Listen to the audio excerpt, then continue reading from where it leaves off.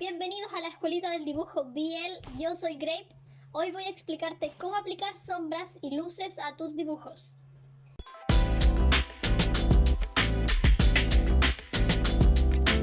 Para empezar, primero tenemos que saber qué es la fuente de luz. La fuente de luz, como lo dice su nombre, es de dónde proviene la luz. Por ejemplo, el sol, una ampolleta, la pantalla de tu celular, la televisión, etc. Son todas estas cosas que emiten luz propia, por ende son el origen de la luz, la fuente de la luz. En cada escenario siempre habrá una fuente de luz, excepto si todo está apagado, si las luces están apagadas y todo está oscuro, ahí ya no hay luz. Y sin luz solo hay sombra y no podemos ver nada, claro, se ve todo negro. Pero si hay algún aparato que emite luz, los objetos comenzarán a verse gracias a esta fuente de luz. Pero, ¿cómo llevamos esto a nuestro dibujo? Voy a comenzar con ejemplos de arte barroco, que es donde más notoria es esta característica. En esta época, los artistas las usaron bastante, precisamente por lo interesante del juego de luces y sombras tan drásticas. Muy bien, primero voy a empezar con la obra de Cristo y la Virgen en Nazaret de Francisco Zurbarán. Aquí es bastante obvia la fuente de luz, ¿cierto? Es desde donde están los ángeles, claramente porque se nota la dirección de la luz es la parte más brillante. Entonces, si la luz viene desde aquí, en dirección por aquí, significa que todas las sombras van a estar del lado contrario. Por ejemplo, aquí en los elementos que están en la mesa, la sombra se proyecta en la dirección contraria de donde viene la luz. Lo mismo sucede con las figuras humanas, toda la luz está de este lado. Toda la luz choca por aquí y la sombra se forma del lado contrario. Otra obra que me gustaría analizar también es la obra de Artemisia Gentileschi, si es que no me equivoco en la pronunciación, lo siento. Es un autorretrato de esta artista. La luz también, yo creo, para mí es bastante obvio dónde viene, pero quizás para algunos no. La fuente de luz viene desde aquí arriba y esto se nota por cómo cae la luz en su rostro, cómo cae la luz en su pecho, en las mangas de la ropa, ¿cierto? Entonces ahí se nota que la luz viene desde arriba y por ende la sombra actúa de forma contraria a la luz. ¿Ven? Es bastante sencillo, o sea, esta primera parte es sencilla, donde cae la luz y la parte contraria es donde está la sombra. Veamos otro ejemplo. Voy a ver varios ejemplos para poder analizar. Es importante analizar las obras de arte para poder aprender. De esta obra, que es Las Meninas de Diego Velázquez, también se nota de dónde viene la luz. La luz viene desde aquí, que asumimos que es una ventana. La luz entra por acá y cae sobre los protagonistas de la obra por aquí. ¿Ven? Se nota de dónde viene la luz. Entonces, la sombra actúa y se pronuncia en el lado contrario de donde está la luz.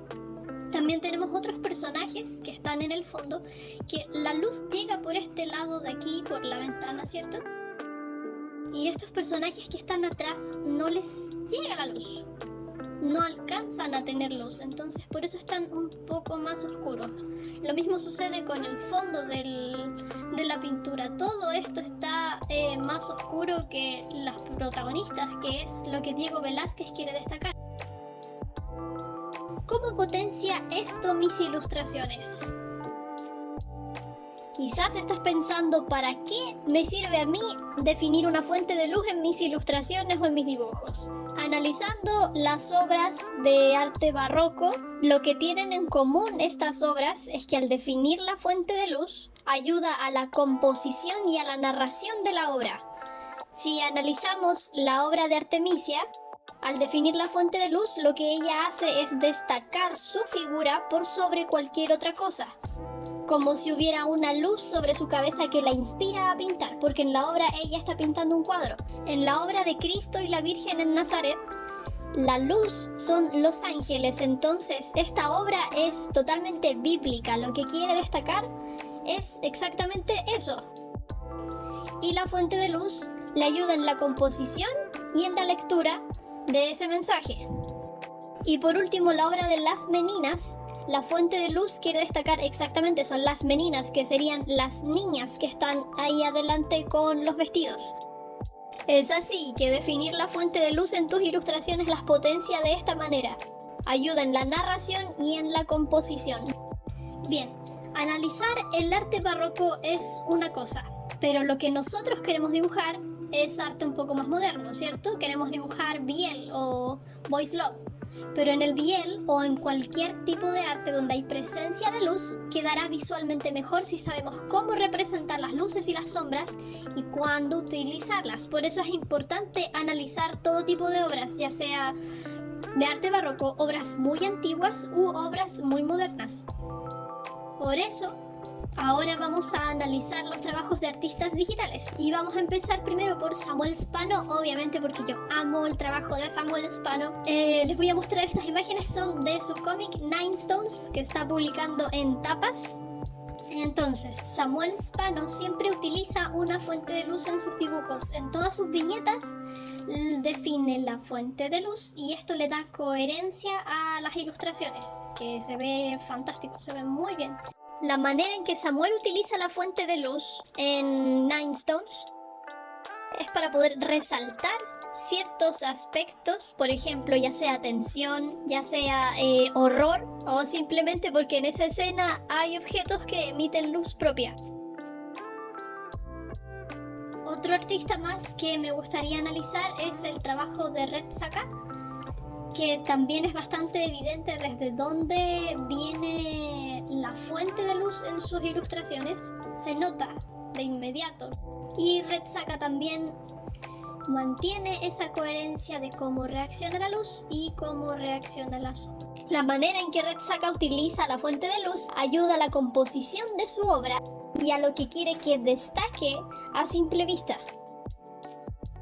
Así podemos concluir que de esta manera definir la fuente de luz puede potenciar nuestras ilustraciones, no solamente para que sean visualmente bellas, sino también para que la composición sea coherente e interesante.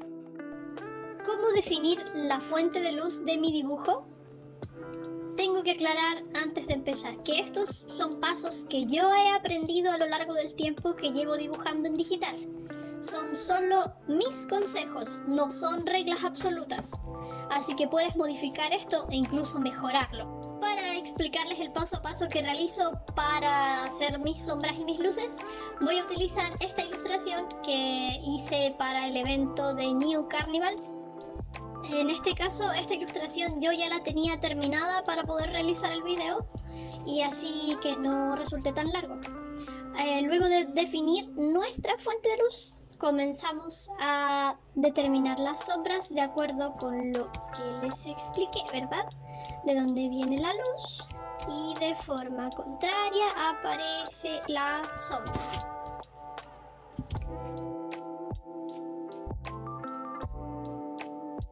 Entonces ahí comenzamos con la sombra de la piel, ¿cierto? El pelo crea sombra que cae sobre el rostro. Lo mismo en la cabeza, crea sombra en el cuello. Luego, yo voy trabajando por capas. Les recomiendo que lo utilicen. A mí me ha servido mucho cuando recién comencé a pintar en digital. Siempre pensé que tenía que hacer todo en una sola capa. Me costaba demasiado. Y me resultó mucho más sencillo separarlo por capas.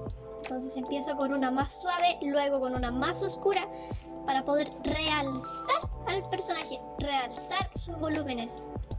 Y con la camisa es lo mismo. Con la camisa me centré en hacer las arruguitas, ¿cierto? Si la luz viene desde ahí arriba, intenté hacer la sombra por aquí, sombra por acá, que es un poco difícil que llegue la luz porque la cabeza está haciendo sombra. Esta sombra de aquí porque la camisa crea una sombrita que es esta de acá. Lo mismo aquí, estas sombras que son las arrugas de la ropa. Claro, donde la ropa está arrugadita, también es difícil que la luz llegue hasta ahí. Y la sombra de los pechotes de Aiden. Y repetí el mismo proceso, que fue poner una sombra más oscura que la anterior. Y agregué un degradado de color para darle cierto efecto. Este degradado que aquí está más claro y aquí está más oscura la camisa. Con la chaqueta es lo mismo. Como está abierta y tiene esta zona de aquí encima, eso crea sombra en esta zona de acá. Crea sombra aquí. Lo mismo con los pliegues de la ropa. Ahí se crea sombra, se crea sombra. Todo siempre en dirección contraria de la luz. Aquí en la chaqueta se nota más. Ahí le puse la luz más dura. El mismo degradado que hice en la camisa. Y un poco de brillo. Entonces ahí se nota. Inmediatamente se nota que la luz viene desde aquí. Choca contra la chaqueta. Crea estos efectos de luz. Y de forma contraria se crea la sombra.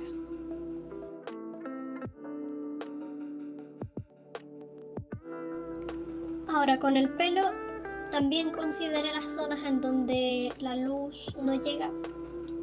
Estas zonas de aquí, zonas de acá. También dándole su respectivo volumen al pelo, agregando sombras más duras y el brillo así como estilo anime. Eso, esto se ve solamente con el personaje que está en el centro. Luego hago el resto que son los brazos de los otros personajes. Pero siempre respetando la misma regla, que es que la luz venga desde allá arriba. ¿Cierto? La luz llega por aquí, crea luz en estas zonas.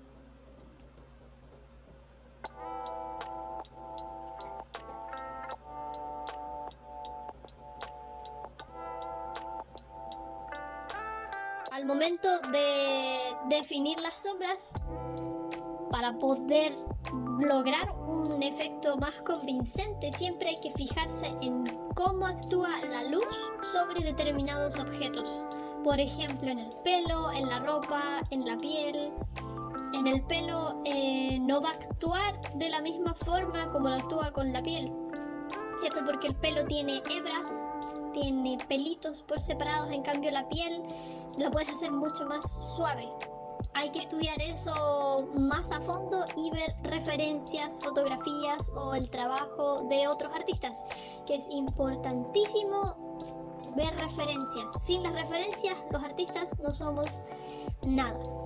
Aprovechando eso, si decides aprender más sobre las direcciones de la luz y las sombras en el dibujo, te recomiendo mucho el video de Garcia Arts, que te lo voy a dejar escrito en el video Cómo funciona la luz, y el video de Jaime San Juan Art, que también te lo voy a dejar escrito, es el tutorial de pintura digital Domina la luz y las sombras.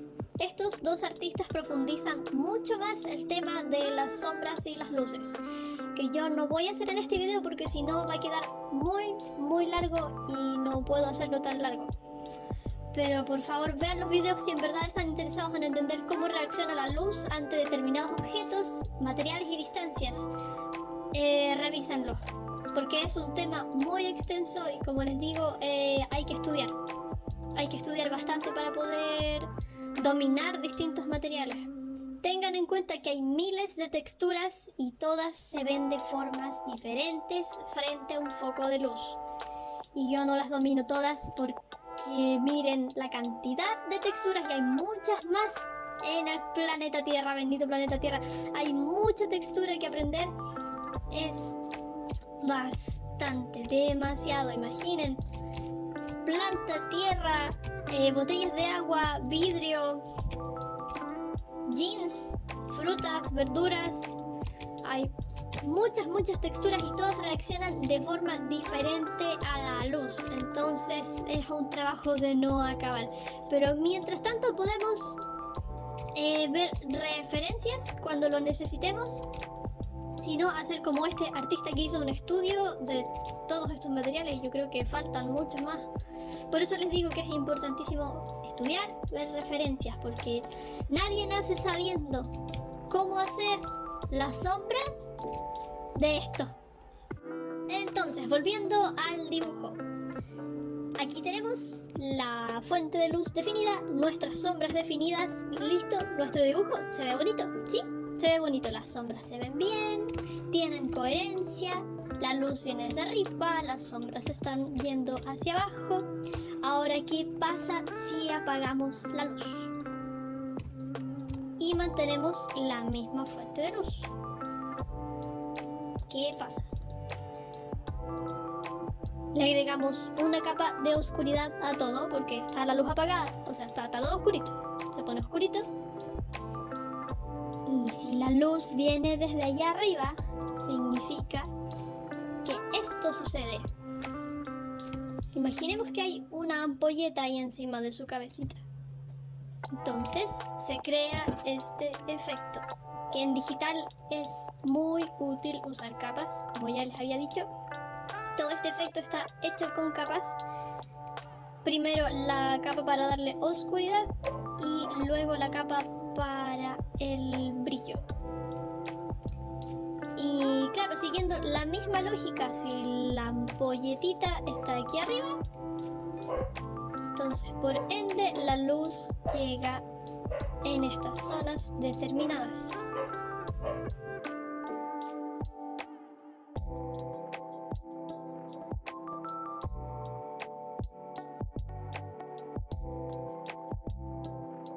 Que si se dan cuenta son las mismas zonas que ya teníamos marcadas de antes, ¿cierto? Porque según el volumen de los brazos, del pelo y del cuerpo, es en estas zonas en donde debería tocar la luz y en las otras donde debería tocar la sombra, ¿cierto? Teniendo en cuenta el objeto del que estamos hablando. Por ejemplo, en el pelo no se ve igual a como se ve en esta gema, por ejemplo. En la gema la luz es mucho más dura.